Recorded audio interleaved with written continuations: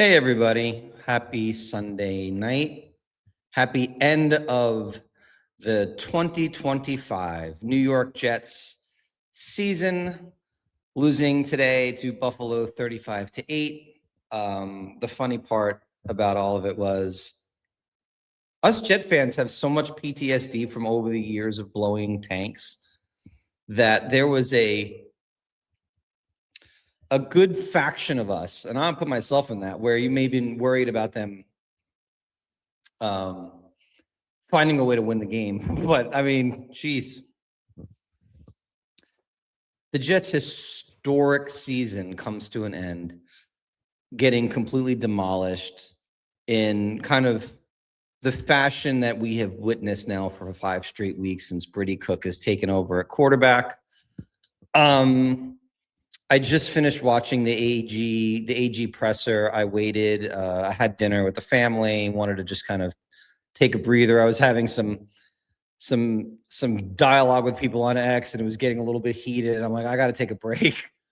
First of all, the fact that this team still gets people riled up, as bad as it's been and as long as it's been, is just a testament to an incredible fan base that's just way too dedicated for what this team has done for us over the last 15 years. And I think most of what we talk about as fans is really rooted in the desire just to finally have a winning team. So we're going to disagree. We're going to have things that we believe that, others are going to think are insane.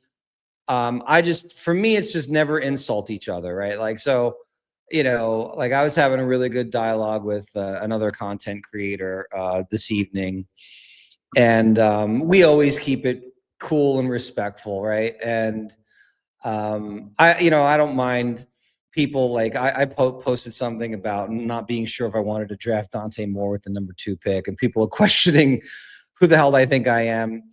I'm not a scout. I'm not some pro talent evaluator. No, I'm just a fan who watches a ton of football, who takes pride in trying to have an informed opinion based on the information that I gather from what I see. And, the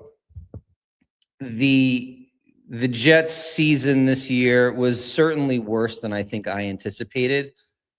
Being completely transparent with you guys, I came into this expecting kind of anywhere between a 6 to a 7 win year, maybe 5 if Fields wasn't good. And, they wound up winning 3. Now, the truth is they won 3 and they went into full-blown tank mode. And, we can say what we want about Aaron Glenn. He certainly didn't prove anything as a head coach this year. But those last 5 games are, no one's winning any of those football games. Now, could they have been closer? I mean, could they have at least shown up?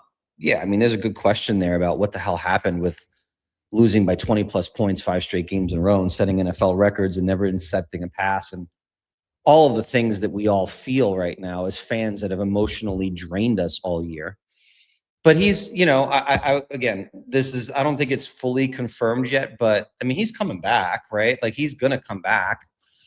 And, I watched his presser, and man, listen,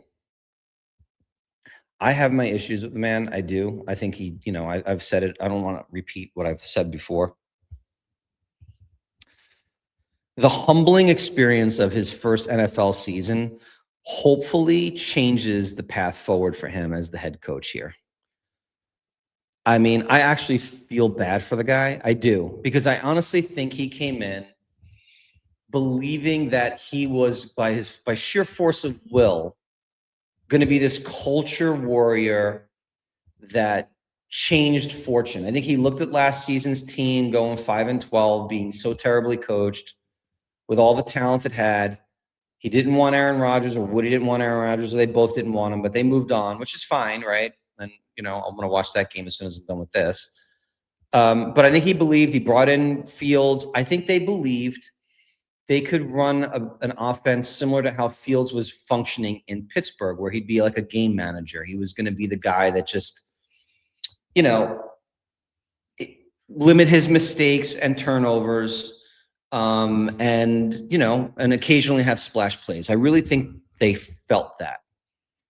But I think, look, Steve Wilkes was a horror show as a defensive coordinator.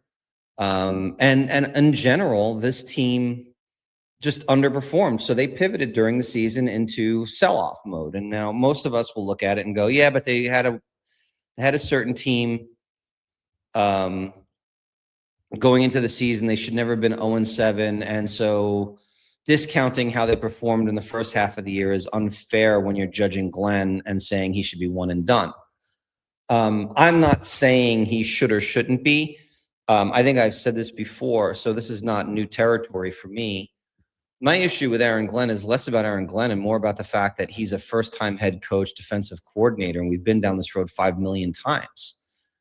And I just believe inherently, unless something changes here, and Glenn's going to get the chance to show it, a first-time head coach in New York, after all of the losing, taking on the responsibility and the pressure of what he has in front of him is a daunting task.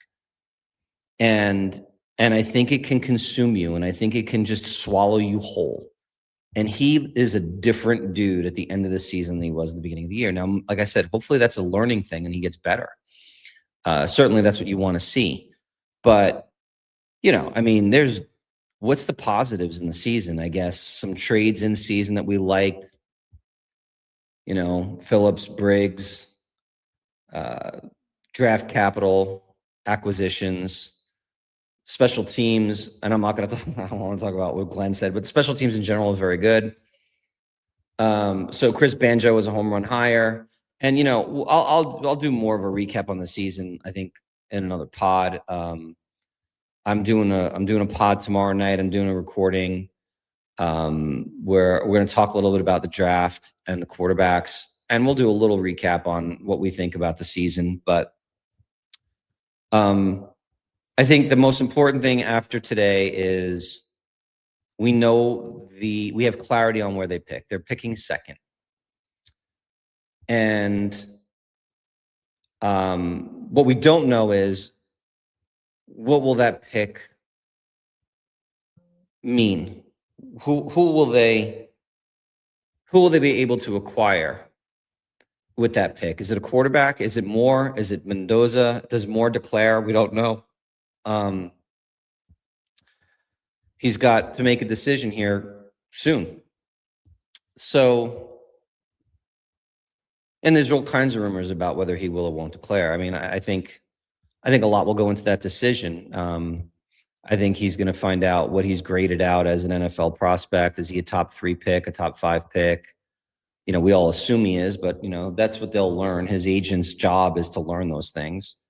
They'll take a look at the landscape, where he falls. Like, what does Vegas think of him? What do the Jets think of him? What does he think of those organizations? And yes, that's not going to be the ultimate decision, but it's all, to me, when you're making this massive decision for your career, yeah, you get life-changing money as the second or first overall quarterback taken, which we don't know. He could be number 1. You also do want to make sure that when you come out, you are in a position where you can be successful. And he has optionality, where it's not like he stays in school and he foregoes, $45 million, $50 million. He still can get $10, $12 million to play in college now. It's just so different than it used to be. So while he can't dictate maybe as much, like where he might want to land, he can just decide, I don't want to come out. I'm going to wait. I want to play for the title. What if they don't win the national title this year and he wants to come back to do that? So there's a lot that has to be decided on more. There's also a lot that has to be decided with organizations, right? I just came across the news wire as I'm recording this. Raheem Morris is out in Atlanta, right? So he did not save his job, even though they finished strong. And, what does that mean? Is he someone that could potentially become a defensive coordinator for Aaron Glenn? I mean, it's possible, right? You hear the name Wink Martindale. So there's a lot that has to go on organization-wide here in the next 24 hours. You've got Black Monday. And again, when I record tomorrow night, we'll have all of that clarity. We could start talking about who's out, who might be available. But listen, Aaron Glenn's not going anywhere. Whether you want him to go or not is almost irrelevant to the conversation. We have to move forward now, looking at what they're going to do. What staff changes are they going to make? What free agents are they going to sign? What do they think about the draft? Who are they going to go after? Are they going to trade down? Are they going to stick and pick? all of that. And so my initial gut right now, and this is me, by the way, this is not what I think Muji will do or Glenn, because I think that they're two different views.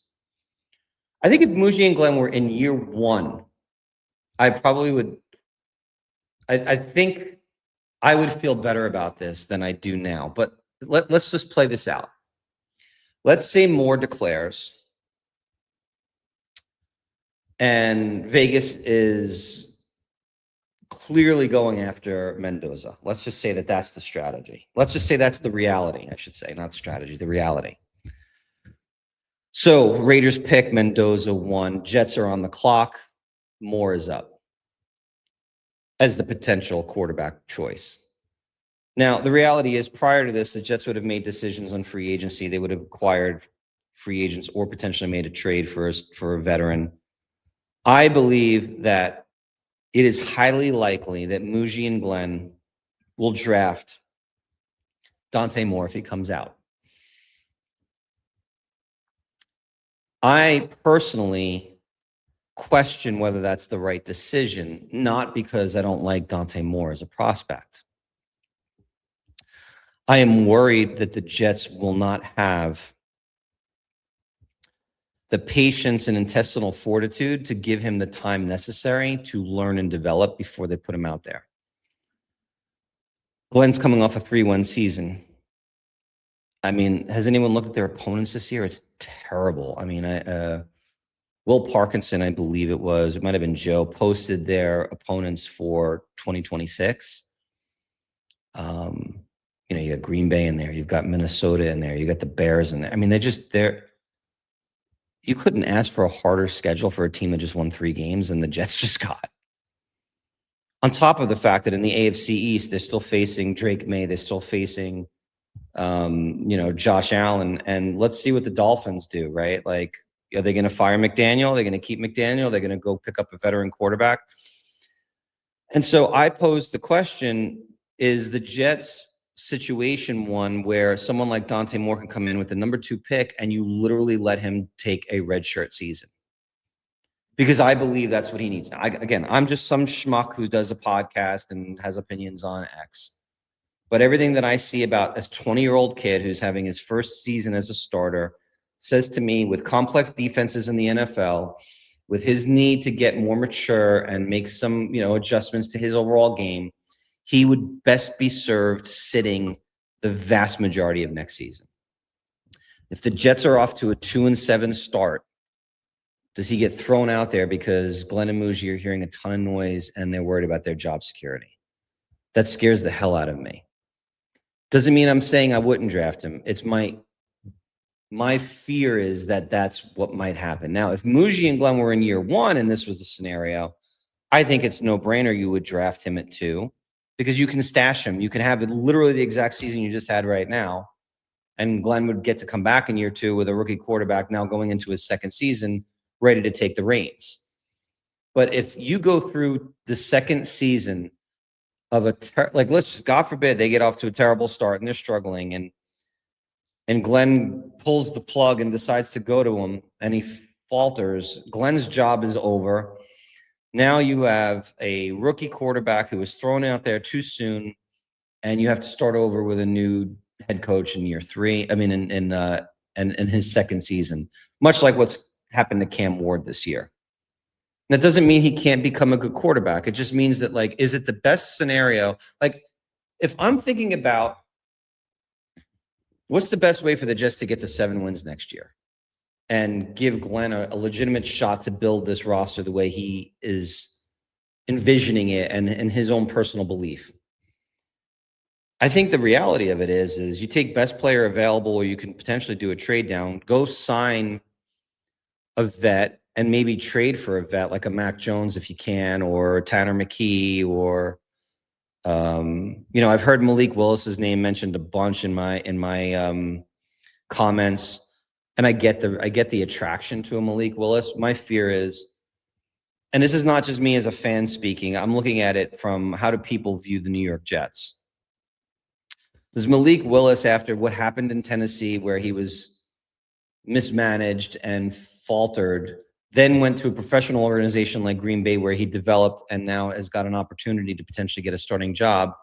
Look at the Jets as an attractive option. I mean, does he? I don't know. Like, because think about that one for a moment. We can go down the list of teams that need quarterbacks. I mean, it's not that hard, but the Dolphins are going to need a quarterback. The Steelers might need a quarterback, more than likely. The Rams are going to be looking for someone after Stafford. Do they sign a Willis to be the guy that's the heir apparent? The Cardinals, obviously the Jets. There's a fair amount of teams right now that are in Cleveland that are in bad situations and need a quarterback. How are the Jets viewed as a job relative to those? If all money is equal, is it an attractive job for a Malik Willis to come to the Jets? Again, not my fandom speaking and not my bias on anybody. I think I'm being very fair on Aaron Glenn because I'm not calling for him in his head. But look, he watched Aaron Rodgers come here from Green Bay and treated like a savior and thrown out like a piece of trash. That's just the reality of it. He watched Justin Fields come here on a $30 million guarantee, 2-year deal, limited fanfare, but optimism. Watched the owner completely run the bus over him. Watched Fields essentially talk about crying in his closet, get benched, and is now going to get thrown out and released. So if you're Malik Willis and you've got the first chance of your career to maybe get the job, is it the Jets that you want to go to? Now, maybe the Jets just overwhelm them with money, but does that make sense too? Like, do you pay a Jets tax to get him? I don't know. There's so many questions that have to be answered. I think we have a lot of time to talk through it, but I don't think it's as simple as we all sit here and go, like, we're playing Madden. We go, all right, we want him, so let's just go take him off. We'll make a move and we'll just sign him, or we'll just go trade for this one. It's not as like the Jets have to overcome the Jets. Connor Rogers doesn't just throw stuff out there for no reason. I'm going to invoke his name because I watched him on Badlands talk about agents saying that Jets are considered an unattractive destination for a client. Well, no shit. I mean, that's reality. That doesn't mean they can't get people, but it's not going to be a preferred spot. Like, if people have options, we're going to have to overcome those biases against this team. That's why this is such a difficult job to fix. That's why you're going to have to do a lot of building through the draft. And maybe more fringy type free agents and not superstar free agents. So, I'm not there yet on how I feel about Moore and whether I would or wouldn't. My gut now is I wouldn't do it if I was them. If it was me and it was my first year as GM, I would do it, but I would make sure he doesn't play unless in practices he's just lighting it up and he's just proving me wrong. But I think the kid needs time. I think personally for Muji and Glenn's longevity, there's a good chance in my mind if they punted on the QB in 26, got themselves a couple of veterans to bridge, see what kind of trades are available to get somebody maybe that could be a stabilizing force, build the roster, and then take your swing in 27, hoping that you get yourself 6 or 7 wins next year, that Woody will be patient enough to give you year 3. I feel like that's part. I don't know. It feels in my mind. It feels smarter than taking a swing at a kid that probably shouldn't start right away. Now, again, I'm sitting here as just some average Joe who doesn't, I'm certainly no professional, and I could be way wrong. Last year, I was in love with Jackson Dart as a prospect. He played a lot of football before he became a Giant. So when they threw him out there after 4 games, it made sense. I like Tyler Shuck, same thing, tons of football.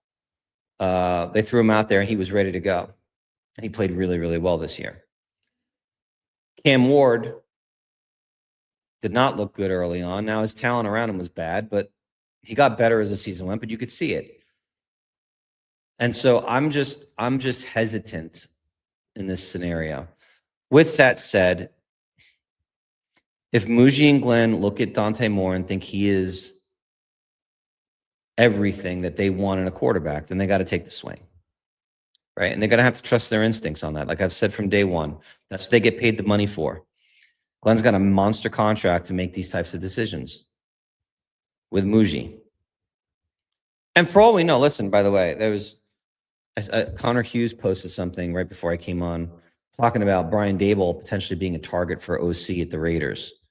Well, if that happens, guess what? Dante Moore is more stylistically matched up with a Daboll than he is a Mendoza as a quarterback. So there's a lot that has to happen between now and the draft. And these guys are going to play each other this week, and everyone's going to have quick snap reactions to that. If Moore plays better than Mendoza, everyone's going to say he's number one. If Mendoza outplays Moore, they're going to go the other way. They've already played each other before. I mean, it was kind of a nondescript game. There's an entire draft process that has to play out. These guys have to hire head coaches. They have to have a philosophy, and they're going to have the different tendencies that they like. And that's going to lead them to who they think should be their number one quarterback and the number two, and they're going to stack rank them. So everyone's jumping to conclusions that Mendoza is the Raiders pick.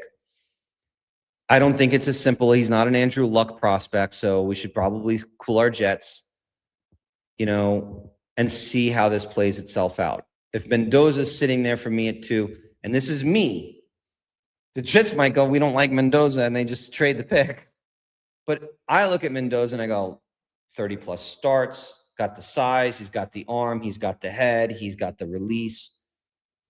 I would draft him like number 1, right? So, and yes, I crashed out on Twitter over and over with various different hoops trying to jump to try to find a way to get to the number 1 draft pick. It is what it is. Jets still finished in a good spot at number 2 because they'll have options. And, hopefully this is we could flush this season and just go up from here. I mean, I hope. God knows, I don't know if we can deal with this anymore. It's too much. So 3-14 season in the books. I'm going to go watch the Ravens Steelers game. I will be recording tomorrow night, my pod, and posting that on Tuesday, along with, I think, some thoughts on AG's end of the year presser as well. So Jets lose 35-8. Ho hum. It is what it is. Season's over. Fan base is incredible. We are way passionate about this team, and I appreciate all the engagement, and I appreciate all the subscribers. We're at almost 500 now. And I love engaging on X. So, just do me a favor. Appreciate that I never sit in there and say I'm this expert and I know what I'm talking about. So if I post something and you don't agree with it, don't be like, oh, who the hell are you to say these things? It's just one person's opinion, and I try to be very respectful to everybody's opinions. And I saw them tonight: Malik Willis, Kirk Cousins, Trinidad Chambliss, who I have to watch film on. I have not watched him enough yet to have an opinion. Everybody's got a quarterback they like. At the end of the day, who's going to be available, who wants to play for the Jets, and who fits the system they're trying to run is really what's going to come down to. So we made it. It's over. But really now the fun begins because we have an off season and we have a lot to try to figure out. And I guess it begins tomorrow. Let's see what Black Monday brings. I hope you all have a great rest of your night. Again, appreciate everyone. I'll talk to you all soon. Thanks. Bye, everybody.